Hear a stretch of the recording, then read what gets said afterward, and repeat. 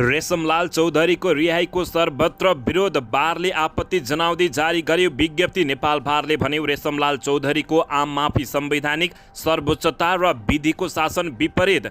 देउबा, केपी शर्मा ओली र प्रचण्डले विश्राम लिए मात्रै गणतन्त्रमाथिको खतरा आफै हट्ने गगन थापाको भनाइ। नेपाली काङ्ग्रेस सत्तामा लिप्त भयो। एमाले र माओवादी केन्द्रको पछाडि लागेर देउबाले पार्टी बिगारेको गगन कुमार थापाको आरोप। रेशमलाल चौधरी छुटेपछि रमेश खरेलको आक्रोश अति भयो, अब गणतन्त्रका कुपुत्रहरूलाई विस्थापित गर्नै पर्छ। रेशमलाल चौधरीको माफी मिनाहा न्यायको हत्या भएको शारदा बोहराको भनाइ। टिकापुर हत्याकाण्डमा जन्मकैदको सजाय काटिरहेका रेशमलाल चौधरी रिहाई हुँदा भव्य स्वागत। रेशमलाई आम माफीको विरोधमा बाहलवाला र पूर्व प्रहरी सामाजिक सञ्जालमा कडा टिप्पणी। गणतन्त्र दिवसको समारोहमा काठमाडौँका मेयर बालेन्द्र शाहले गरे बहिष्कार, उपमेयर सुनिता डङ्गोल पनि भइन् अनुपस्थित। पूर्व राजालाई कर्णालीमा मुख्यमन्त्रीको चेतावनी, डाँडा कटाउन नपरोस्। राष्ट्रिय स्वतन्त्र पार्टीका सांसद बिन्दवासिनी कम्सले लिन पद तथा गोपनीयताको शपथ। प्रधानमन्त्री प्रचण्ड र डाक्टर बाबुराम भट्टराईलाई युद्ध अपराधमा कारवाही गर्न माग गर्दै पूर्व बाल सैनिकले हाले रिट। मन्त्री परिषदद्वारा प्रधानमन्त्री पुष्पकमल दाहाल प्रचण्डको भारत भ्रमण स्वीकृत। प्रधानमन्त्री सहित 5 जना मन्त्री जाने। आर्थिक वर्ष 2080-81 को बजेट स्वीकृत। भ्रष्टाचार विरुद्ध युद्ध नै छेड्नुपर्ने हुन्छ भन्दै मन्त्री किराँतीको एक्सन। रेशमलाल चौधरीको अब आम माफीबारे रवि लामिछानेले भने गलत तरिकाले छाडियो, कैद मिनाहा भनेको निर्दोष भएको होइन। 2 अर्ब हिनामिनाको आरोपपछि फरार भएका नगर प्रमुख काठमाडौँमा भएको आशंका। र राष्ट्रिय स्वतन्त्र पार्टीका महामन्त्री मुकुल ढकालले हाले ढाका कुमार विरुद्ध मानहानिको मुद्दा। नयाँ आर्थिक वर्षको बजेट प्रस्तुत गर्दै अर्थमन्त्री महत। पूर्व राजा ज्ञानेन्द्र शाहलाई सुभाष चन्द्र नेमाङले भने ज्ञानेन्द्रजी दल खोलेर राजनीतिमा आउनुहोस्, मेरो शुभकामना छ। नक्कली भुटानी शरणार्थी प्रकरणमा जाहेरीकर्ता आफै फरार, अभियुक्त प्रहरीलाई थाहा छ तर पक्रिँदैन। नक्कली शरणार्थी प्रकरणमा दोस्रो चरणको अनुसन्धान गर्न सरकारी वकिल कार्यालयको निर्देशन। अब हेर्नुहोस् पुरा समाचार।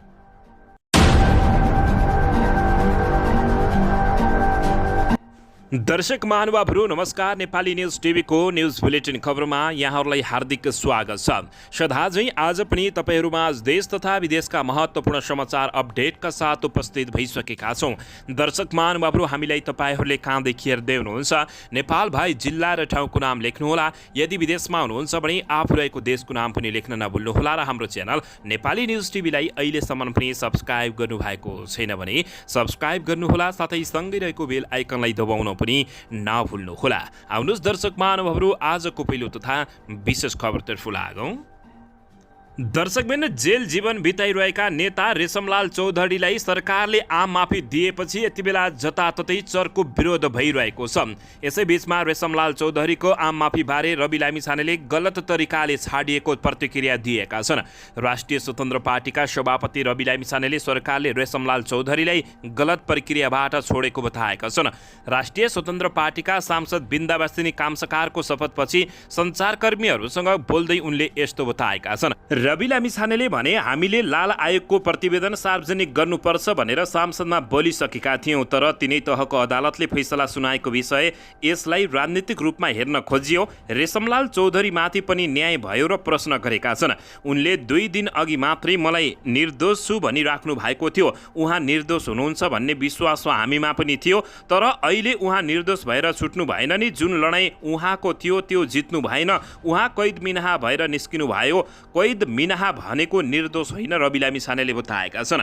उनले चौधरी दोषी स्वीकार गरेर निस्किएको टिप्पणी समेत गरेका छन्। थारूहरूले गरेको सङ्घर्षले विजय प्राप्त नगरेको उल्लेख गर्दै थारूहरूको पक्षमा आफू रहेको रवि लामिछानेले बताएका छन्। दर्शक महानुभावहरू, यसैबीच यता भने रेशमलाल चौधरीको रिहाईको सर्वत्र विरोधका बीच सर्वोच्च बारले पनि आपत्ति जनाएको छ।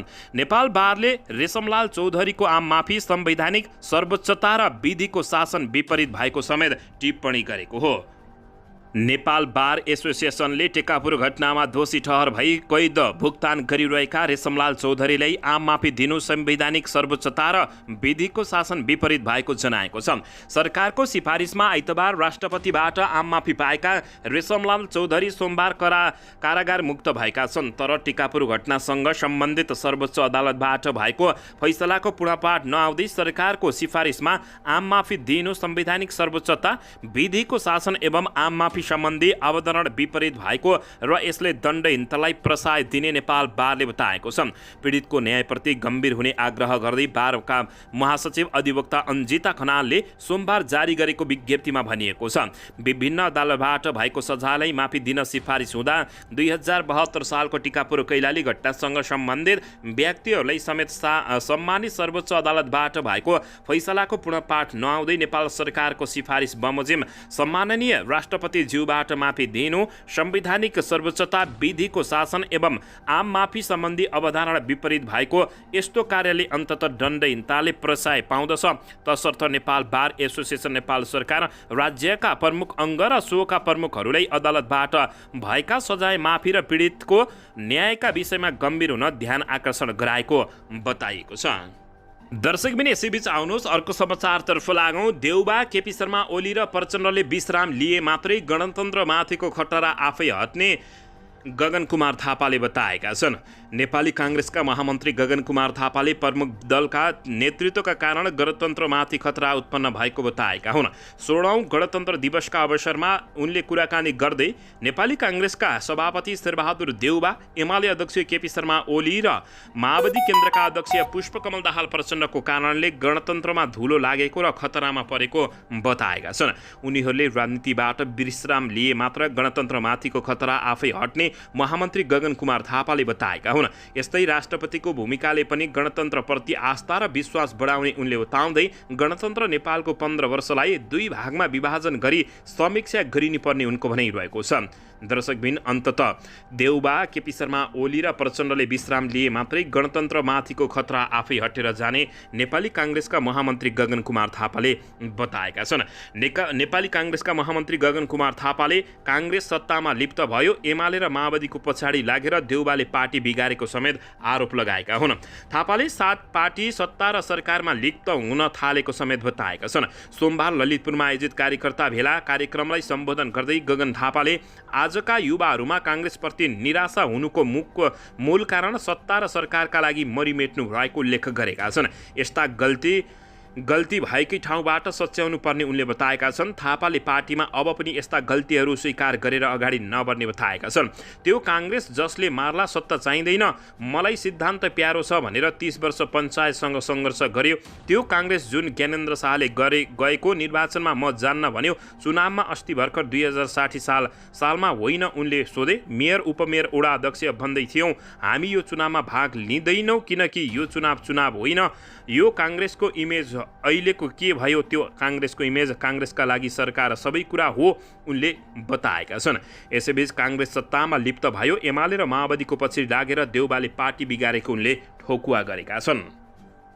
दर्शकबिन यसैबीच यता रेशमलाल चौधरी छुटेपछि रमेश खरेलले आक्रोश पोख्दै अति भयो, अब गणतन्त्रका कुपुत्रहरूलाई विस्थापित गर्ने बताएका छन्। टिकापुर घटनामा अदालतबाट दोषी ठहर भएर थारू नेता रेशमलाल चौधरी आम माफी पाएर जेलमुक्त भएपछि राष्ट्रिय स्वतन्त्र पार्टीका नेता तथा नेपाल प्रहरीका पूर्व डिआइजी रमेश खरेलले आक्रोश व्यक्त गरेका हुन्। 3 तहको अदालतबाट जन्मकैद पाएको व्यक्तिलाई आफ्नो स्वार्थपूर्तिका लागि रिहाई गरिएको भन्दै उनले आक्रोश पोखेका छन्। गणतन्त्र स्थापना भएको 15 वर्ष पुगेछ, शुभकामना उनले लेखेका छन्। अपराधी, भ्रष्टाचारी, अपहरणकारी, लुटेराहरूलाई कानुनी राज्यको धज्जी उडाई कानुन बमोजिम कारबाही नहुने र अदालतबाट सजाय पाएकालाई समेत गणतन्त्र दिवसको नाममा आफ्नो स्वार्थको लागि रिहा गरिने अन्धभक्तहरू 100 किलोको फुलमाला र पार्टीको झण्डासहित स्वागत गर्न ओइरिने खरेलले भनेका छन्। अति भयो आदरणीय दाजुभाइ दिदीबहिनीहरू, अब हुने निर्वाचनमा चनाखो र विवेकी भई गणतन्त्रका कुपुत्रहरूलाई विस्थापित गरौँ भनेर यस्तो बताएका छन्। दर्शकबिन यसैबीच आउनुहोस् अर्को समाचारतर्फ लागौँ। रेशमलाल चौधरीको माफी मिनाब न्यायको हत्या भएको शारदा बोहराले बताएकै छन्। अदालतले दोषी करार गरेका अपराधीलाई माफी मिनाहाका लागि मन्त्रीपरिषदबाट भएको सिफारिसले देशमा न्यायको हत्या पुष्टि भएको उनले बताएकी हुन्। टिकापुर घटनाकी पीडित शारदा कठायत बोहराले रेशमलाल चौधरीको माफी मिनाहा गरेर सरकारले न्यायको हत्या गरेको बताएकी छिन्। शारदाले एक विज्ञप्ति जारी गर्दै टिकापुर घटनामा 3 तहका अदालतले दोषी ठहर गरेका व्यक्तिलाई माफी मिनाहा गरेर न्यायको हत्या गरिएको उल्लेख गरेकी छिन्। यसैबीच शारदाका श्रीमान केशव बोहरा सहित 8 सुरक्षाकर्मी 2072 साल भदौमा उक्त घटनामा मारिएका थिए।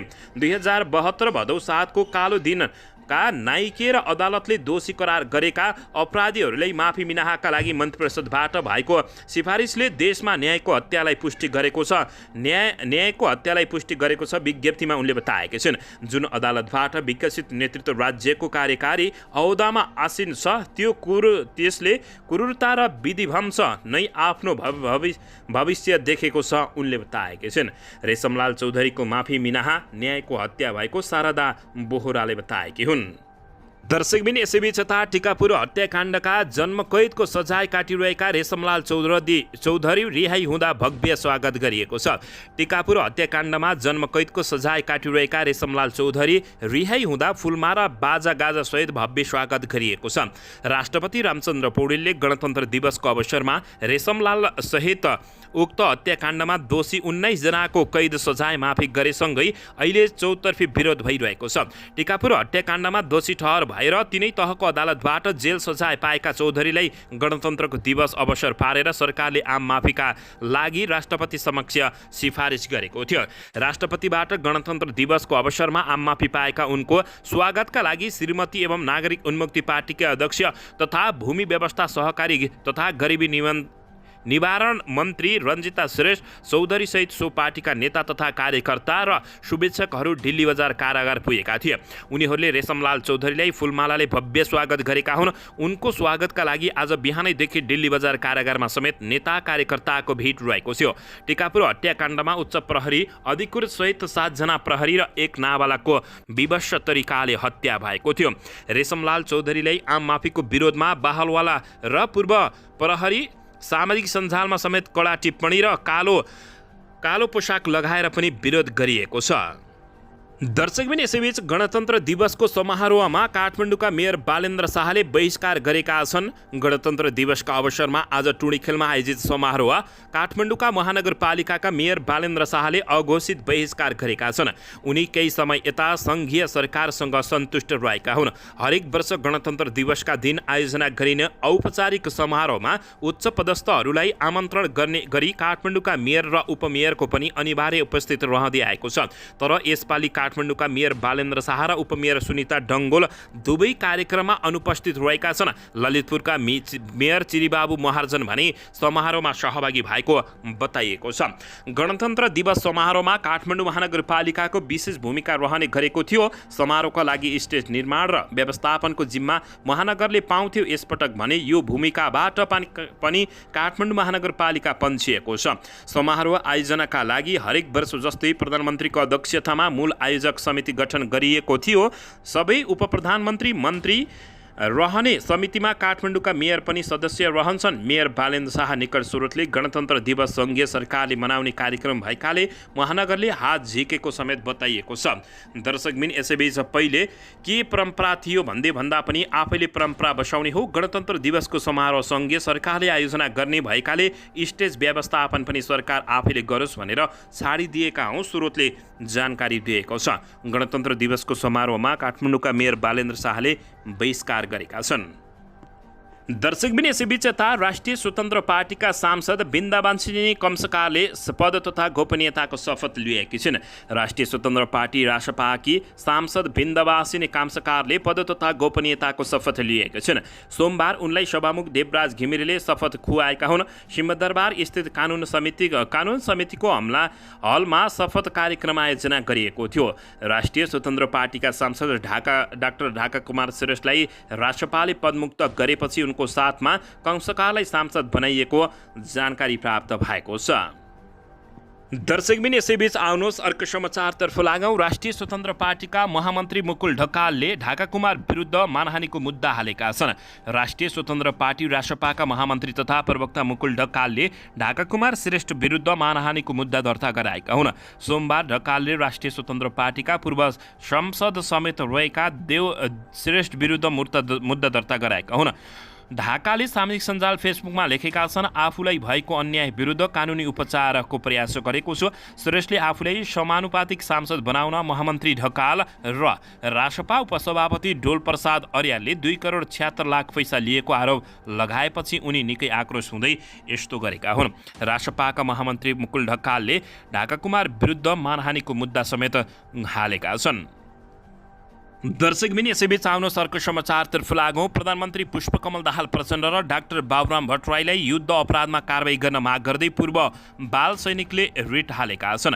माओवादी युद्धका अगुवा नेताहरू पुष्पकमल दाहाल प्रचण्ड र डाक्टर बाबुराम भट्टराईलाई युद्ध अपराधमा कारबाहीको माग गर्दै सर्वोच्च अदालतमा रिट निवेदन परेको छ। 9 जना पूर्व बाल सैनिकहरूले हाल प्रधानमन्त्री समेत रहेका दाहाल र माओवादी छाडेका भट्टराईले आफूहरूलाई अनाहकमा युद्धमा लगाएको दाबी गर्दै कारबाहीको माग गरेका छन्। उनीहरूले अनमयको वर्गीकरणका क्रममा आफूहरूलाई अयोग्य घोषित गरेर शोषण गरेको दाबी समेत गरेका छन्। रिट निवेदनमा भनिएको छ, अमानवीय ढङ्गले युद्ध अपराधमा गरै हामीलाई बाल सेनाको रूपमा प्रयोग गर्ने तत्कालीन माओवादी विद्रोह कालका नेता द्वय पुष्पकमल दाहाल प्रचण्ड र डाक्टर बाबुराम भट्टराईमाथि आवश्यक अभियोजन प्रक्रियाको थालनी गराउनका लागि आवश्यक प्रक्रिया अगाडि बढाउनु, त्यतिन्जेलसम्म निजहरूको विशेष गरी विपक्षी प्रधानमन्त्रीमाथि नैतिक प्रश्न उठाउने भएकाले निज प्रधानमन्त्रीको पदीय हैसियत पनि निलम्बनमा राख्नु वा कायम नहुने गरी विपक्षीहरूका नाममा अन्तरिम आदेश जारी गरी पाऊँ उनले बताएका छन्। उनीहरूले बाल सैनिकका रूपमा पहिचान भएका आफूहरू जस्ता 2927 जनालाई अयोग्य लडाकुको मान्यता दिने निर्णय समेत बदर गर्न माग गरेका छन्। यसैबीच आफूहरूलाई परिपूर्ण र क्षतिपूर्ति दिनुपर्ने माग गर्दै निवेदकहरूले भनेका छन्, हामीलाई बाल सेनाको रूपमा परिभाषित गरी पहिचान दिलाई सोही अनुसार परिपूर्ण क्षतिपूर्ति र न्याय दिलाई भरपाई गराउनु र पाउनु विपक्षीहरूका नाममा परमादेश जारी गरी पाऊँ भनी बताइएको छ। निवेदकहरूले आफूहरूलाई प्रचण्ड र डाक्टर बाबुराम भट्टराईले ढाँटेर युद्धमा हाम्रो भविष्य बर्बाद गरेको समेत आरोप लगाएका छन्। दर्शकबिन यसैबीच आउनुहोस् अर्को समाचारतर्फ लागौँ। मन्त्री परिषदद्वारा प्रधानमन्त्रीको भारत भ्रमण स्वीकृत भएको छ। प्रधानमन्त्री सहित 5 मन्त्री जाने बताइएको छ। प्रधानमन्त्री पुष्पकमल दाहाल प्रचण्डको आसन्न भारत भ्रमण मन्त्री परिषदद्वारा स्वीकृत भएको छ। उनले जेठ 17 गतेदेखि 20 गतेसम्म भारतको औपचारिक भ्रमण गर्ने बताइएको छ। मन्त्री परिषदको निर्णय सुनाउँदै सञ्चार मन्त्री रेखा शर्माले उक्त जानकारी दिएकी हुन्। प्रधानमन्त्री ज्यूको 17 देखि 20 गतेसम्म हुने भारत भ्रमणको प्रतिनिधि मण्डलको टुङ्गो भएको छ। प्रधानमन्त्रीको भारत भ्रमण मन्त्री परिषदबाट स्वीकृत भएको छ। प्रधानमन्त्री सहित भौतिक पूर्वाधार मन्त्री, ऊर्जा मन्त्री, परराष्ट्र मन्त्री सहित 5 जना मन्त्री जाँदै हुनुहुन्छ, मन्त्री शर्माले बताएकी हुन्।